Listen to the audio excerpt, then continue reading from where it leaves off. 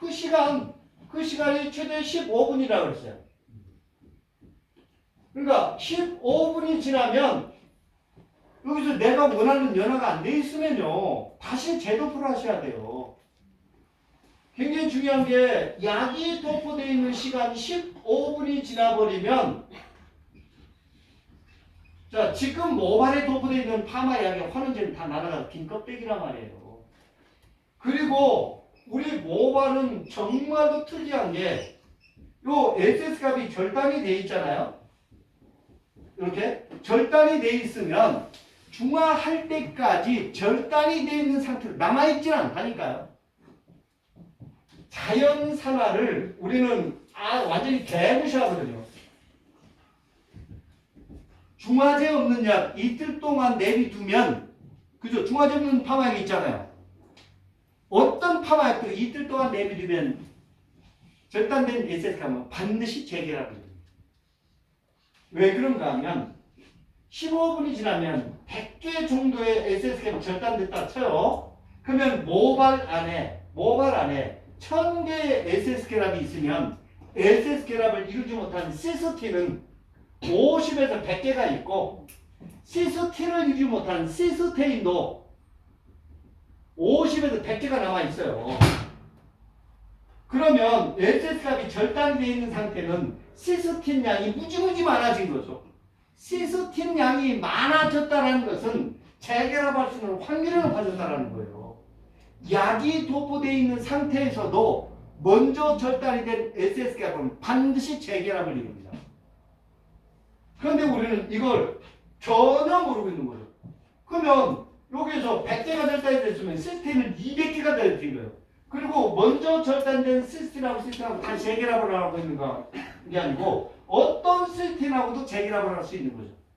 공유결합이라는 얘기 들어보셨죠? 공유.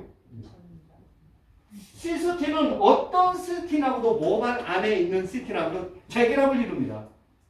그러니까 어떤 약도 15분이 지나버리면 그냥 내비둬버리면, 연화를 더 보려고 더 내비두잖아요. 절단하는 양보다 재결합하는 양이 많아요. FCK라고, 바로 이제 산해리 정수라고 얘기하죠.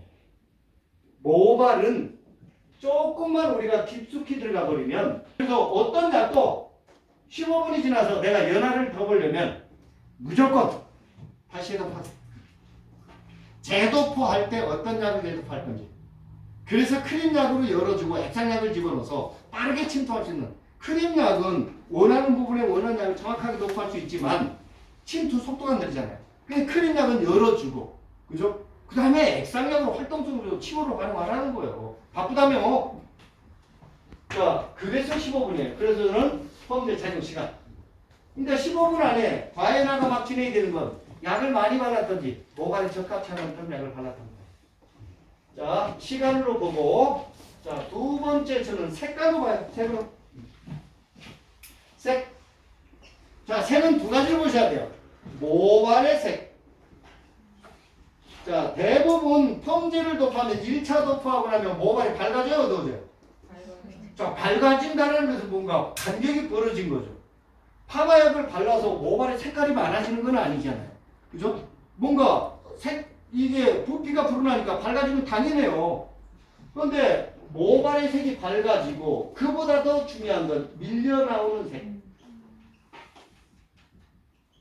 특히 디톡스 할 때 시간이 지나면서 모발이 본래에 갖고 있는 색소가 빠져나오잖아요. 특히 산화연모제는 큐티클에 물들어져 있을까요? 모피질에 물들어져 있을까요? 모피질 안쪽에 중합이 되어 있는 거잖아요. 그런데 그 색소가 빠져나왔다는 것은 이만했던 색소를 파마약에 배합된 알칼리나 환원제가 쪼갰다는 거죠. 쪼개니까 밖으로 밀어 나오는 거잖아요. 그러면 파마약에 배합된 알칼리나 환원제가 색소만 쪼갰을까? 아니죠. 색깔이 빠져나오는 것만큼 수소계가 이용된 SS가 절단이 됐겠죠. 그래서 저는 대부분 밀려나오는 색깔이 모발의 원래 색깔, 요 핑크색이 빠져나오기 시작하면 이런 된 거죠. 그죠? 색으로 보고, 그 다음에 이제 컬 풀림으로 보고. 자, 연화가 되려면 기존에 만들었던 컬 정도는 풀려야 되는 거 아닌가? 그죠? 그 다음에 제일 쉬운 게 곱슬이죠. 약으로 겹수를 조정해주면 연화된 거지. 근데 곱수를 피면서 이 꺾어보고 땡겨보는 사람들 보면 왜 그러냐 그러니까. 이거 왜 연화하려고 연화한대. 야 곱수 펴려고 연화했으면 약으로 곱수를 펴줬으면 연화가 된 거지. 그걸 뭐 땡겨?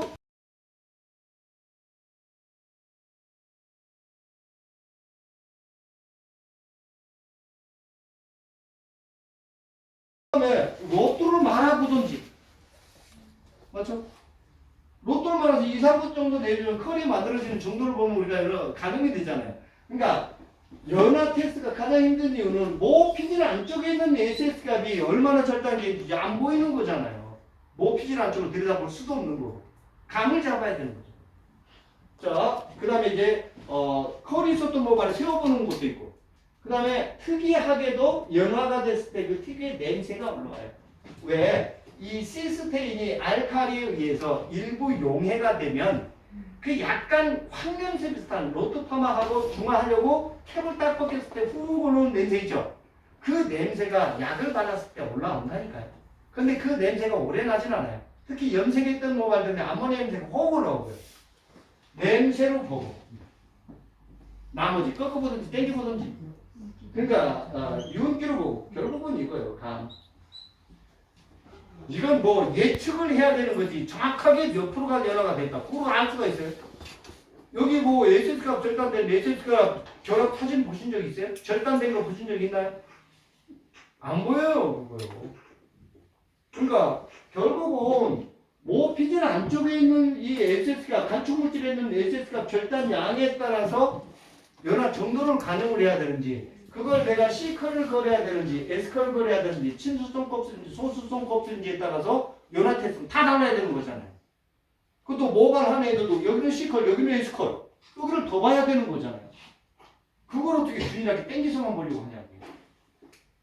그러니까 예전에 건강했던 모발에서 땡겨서 꺾어보고 이거는 맞는 거라고 봐도 돼요. 근데 요즘 가는 연모나 손상골 쪽에서 물만 나도 찍찍 드러나는 게 그러니까 막 자지러지고 여기서 끈적이니까 그게 연화가 과해라고 생각해요. 그 저한테 얘기한다니까. 왜 연화가 잘 됐는데 파마가 안 나와요? 연화 안 됐어요. 잘 됐다니까요? 아니 그럼 왜 안 나와요? 저는 연화가 안 됐는데도 지금 과해라가 충분히 과해. 아니죠. 그죠? 이제 이해가 어느 정도 좀 되죠. 그러니까 파마를 조금이라도 우리가 기초 지식 정도는 파마 약에 대한 이런 부분들을 좀 공부하고 들어갔으면 이렇게 헷갈리지 않고 멘붕이 오지 않았을 건데 내 기준이 딱 써 있는 상태에서는요 다른 걸 받아들이지 못하는 거죠. 그래서 저는 별 기준이 없어요.